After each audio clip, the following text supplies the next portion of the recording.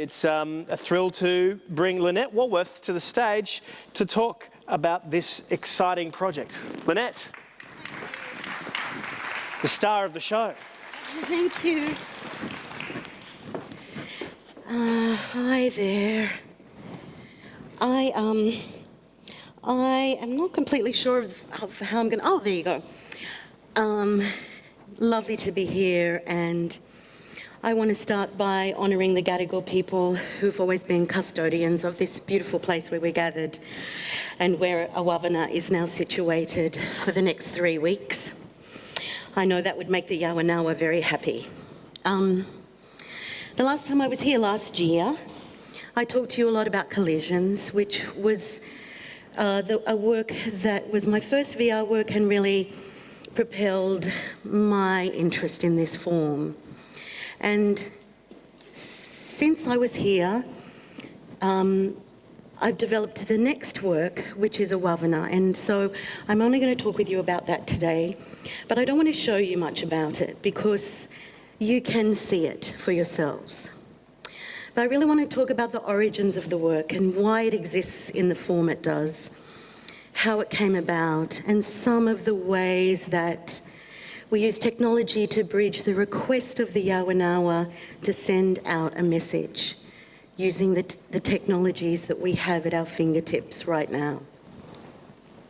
So this is an image of the Yawanawa people. I met Tashka, the chief of the Yawanawa, at the Skoll Forum for Social Entrepreneurs some years ago. So the wonderful Jeff Skoll is not just a passionate devotee of film, he's also a passionate supporter of social entrepreneurs. And I've been lucky enough to attend as an advisor for Sundance at the Skoll Forum for Social Entrepreneurs, which happens in Oxford every April. And one of the first years I went, there was a contingent of 3 Amazonian chiefs who were brought to Oxford by some of the NGOs that they had worked with, some since as long ago as the 1980s. And that's where I met Tashka. And we became friends. And when I brought Collisions back to the Skoll Forum about a year or 2 later, Tashka watched Collisions, and this is what he said. When I put on those glasses, it acts like medicine. And he's meaning the ayahuasca medicine that the Yawanawa traditionally use to go into vision states. It opens a portal, it carries you without your body to a place you've never been. Colours and sounds are intensified.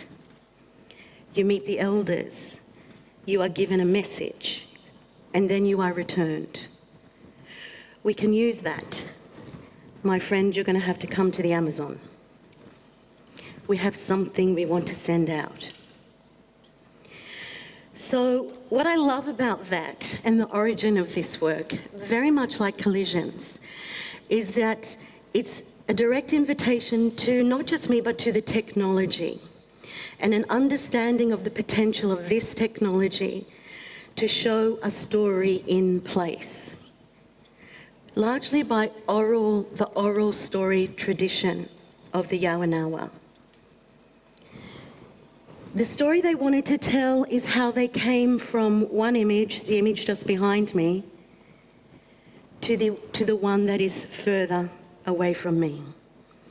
Because this image behind me is the Yawanawa in the 1980s, and that one is the Yawanawa today. It's a story they wanted to share of a kind of cultural revitalization that came about because of the training of the first woman to be a shaman in their community. The Yawanawa were, like many Indigenous people, subject to our Western geopolitical trajectory. As remote as they were impacted by World War II.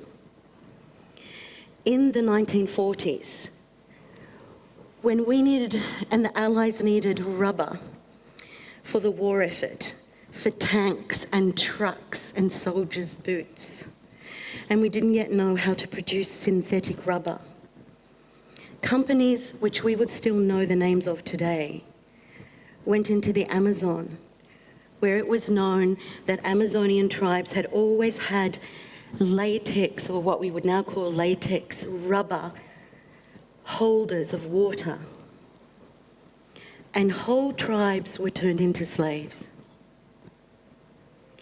This is the Yawanawa in the beginning of the 1980s, when there were only 200 of them left alive. And at the same time as whole communities like the Yawanawa are being made to be rubber tappers for the rubber industry, initially for the war effort, the Christian missionaries were also there.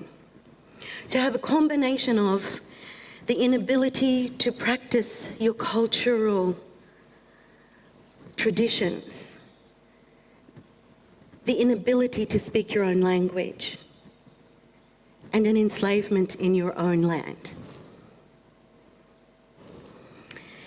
And the thing that changed for the Yawanawa, and that's one of the reasons that I met Tashka, is that in the 1980s, NGOs who were interested in preserving the Amazon, the kinds of people who brought Tashka to Oxford many years later, went into that forest and began to forge alliances with Indigenous peoples in order to help them demarcate their own land.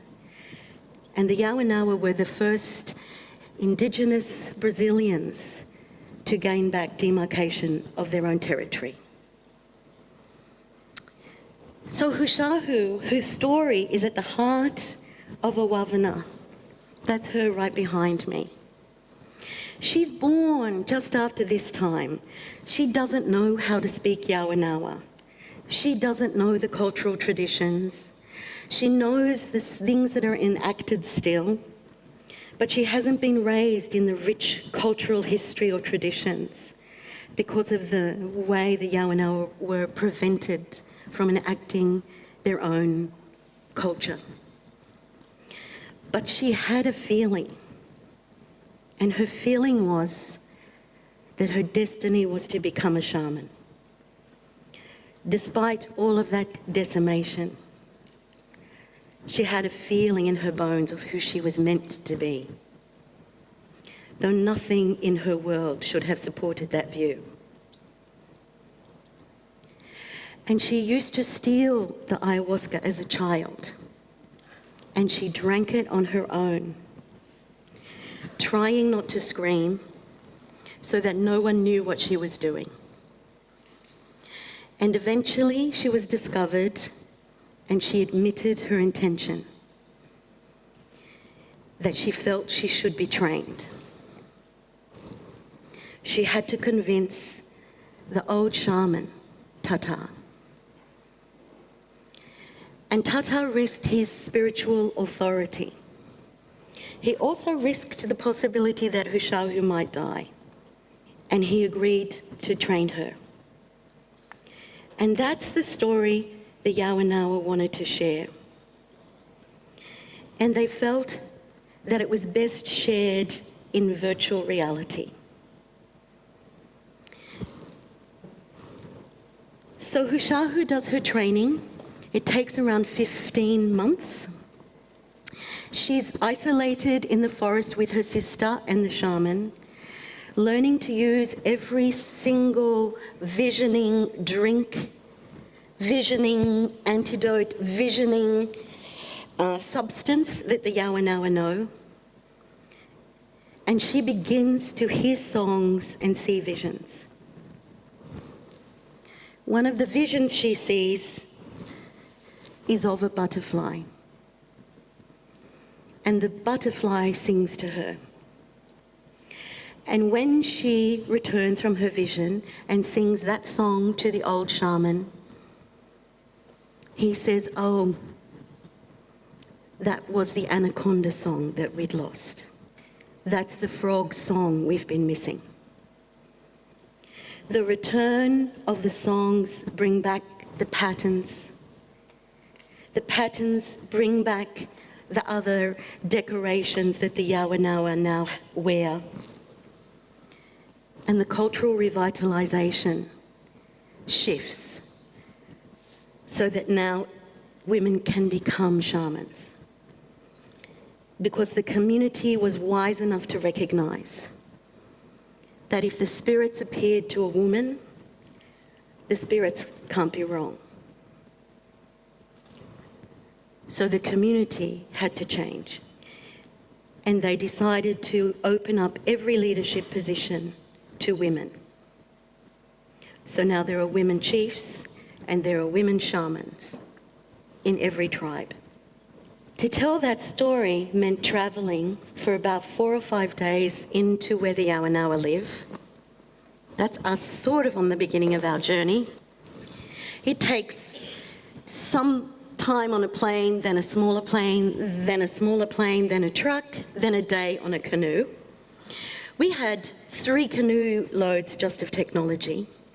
We took 3 different camera rigs, an Ozo, an A7S, and an extremely light-sensitive Canon rig. And we took a portable Lidar Scanner and a sound recordist. And I also took a scientist with me who I've worked with since 2001, Dr. Anya Salih, so she could look for fluorescence in the Amazon. And when we got there, we held a community meeting and showed all of the technology to the community so that they could see what that technology could do. And then they could work out how we might all together use it. That's the Lidar Scanner, beautiful, beautiful piece of equipment. It's called a PX80. There were only 3 of these available in the US when we went on our shoot, and we were given one by Occipital, one of our tech partners. The Lidar Scanner is made by Paracosm, and Occipital had bought them and bought the company, and so we had this Lidar Scanner. Now, I needed that because I needed to record in a way that I could show you the forest the way the Awavena see it. So this piece of technology collects points of data, 3,000 points per second. And we used to use Lidar scanners from a plane, where you could use them to map topography. But what we could do with this is put it on our backs and walk around and get this perfect rendition of the Awavena forest, which then we could decimate so that it was completely factually correct and specific, and yet completely ethereal. And you can walk within it, because it's volumetric. That's the Ozo. So we use the Ozo for daytime, we use the Lidar for forest. And we had, I think, about 8 days in the community, which meant kind of working out, okay, how will all of these tools within my storyboard, but in addition, we know essentially what the Awavena want to share. And it was a lot centered around their ceremony, the Ayahuasca ceremony. So we did a rehearsal. We did a complete ceremony, and then we all could view it. And so the Awavena could then work out what they wanted to change in terms of the presentation of that moment. So we filmed one night where we could test not just our gear, but how everything looked. They were unhappy because they had a plastic bottle on the table, for example. And so all of those things afterwards, they could resolve and change and present their ceremony as they wished for us to see it.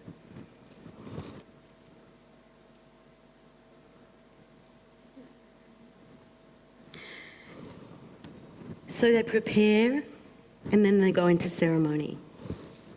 And I want to say to you that we're talking about technologies, but they would call their visioning technology, and they would call this work sacred, as they would call their own ceremony sacred. So this was done also with a tone and an intent that I think you will feel when you go inside of Awavena. I asked Hushahu, how is it going to be for you to see all of this represented inside of these most contemporary of technologies. And she said, it's just thought, put into a different form. But when she came to Sundance, she blessed every piece of technology that we had to present the work. The Yawanawa have a prophecy that goes long back that tells them that there would be an opportunity for them to come to make a space through a white mountain, an opening that would allow them to show who they are to the world. So they see the potential of these technologies to share and to fulfill that prophecy, to show us how they see. It was a challenging request for an artwork. So I took people I trust and love, and took people who understand the way I work, and also people who have rigorously worked with some of the tools that we needed. Anya has spent her whole life trying to work out the purpose of the fluorescent gene. And her work appears in any work I've done that involves marine species. But when she came into the forest, she started looking for fluorescence. And she found these. She would go out every night with her guide, a newbie, and she would take her blue torch, which was projecting blue light at a very specific wavelength, wearing long boots so that they didn't get bitten by snakes, and shining a blue torch in the forest, looking for species that fluoresced. Like this little guy. And then bringing them back to where we were staying, and then we would hold them inside a net that was attached to a hat. We had come very unprepared to be collecting insects. And then she set up a little like lab there, so she could use a spectrometer to look at the fluorescence in those species. This is a microscopic scan she did from some of the trees. So all of the science inside of Awavena is real. These colours that you're seeing, I want you to know, are real. It's not something that we constructed to make it feel psychedelic. But the wonderful thing is that when we showed the oldest women especially, when they came on this last night of shooting and we had all the species out and were wrangling them and shining blue torches on them and looking at them through our yellow filters, the old women went, oh, uni colours.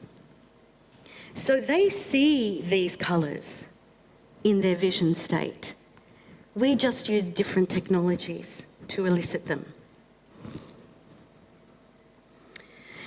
Because Ushahu's main vision was of the butterfly, or her first vision was of the butterfly, we did scans. I had the benefit of the incredibly wonderful Technicolor residency to do all the post-production for this work.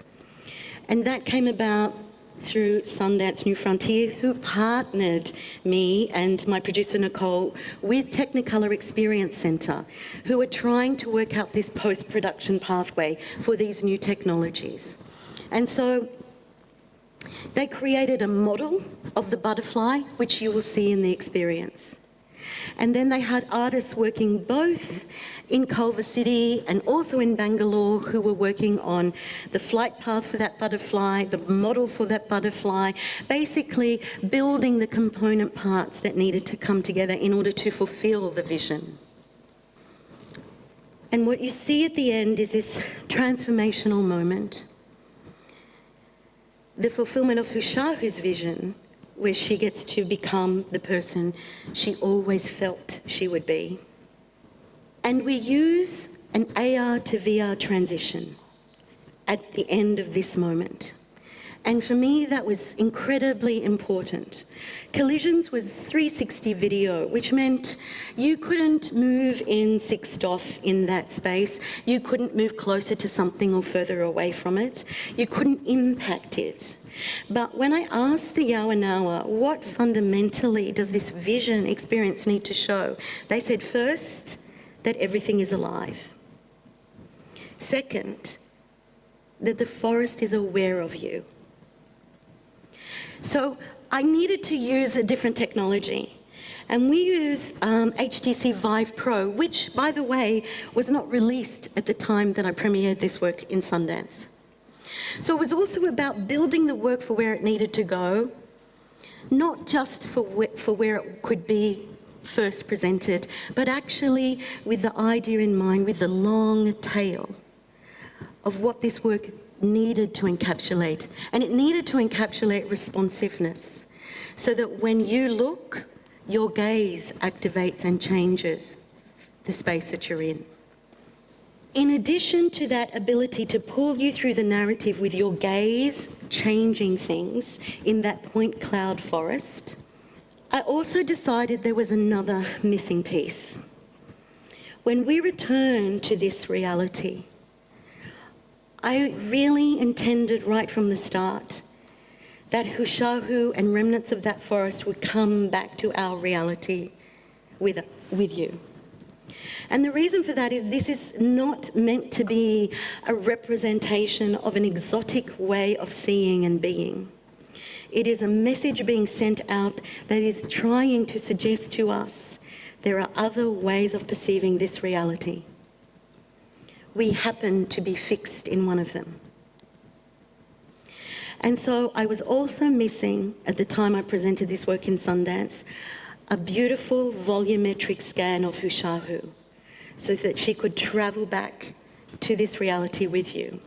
And what the Vive Pro headset gives me the ability to do is to open the pass-through camera at the end of the experience, so when you are looking back in your own environment, you also see her. So those technologies have changed that quickly. Between January to March, there were shifts that allowed me to push the project even further. And in Venice, the most recent film festival we were at, I added the second component that was essential to the work. It was a backpack experience. This is the Lidar forest, that allows you to put on a backpack and actually physically move around within this space yourself and have it respond to you in the way that the Yawanawa suggested it needed to. So in that space, we use breath. We use the inbuilt microphone in the HTC Vive to interact or create responsiveness in that point cloud forest, so we can move those particles with your voice. And those things fulfill what Tashka and Hushahu were looking for inside of this work. How does it give a sense to us that that forest is aware of you? This is some of the head tracking, so you can see someone looking. I saw what my father and Tata had been seeing. That everything is alive. And some of Anya's creatures.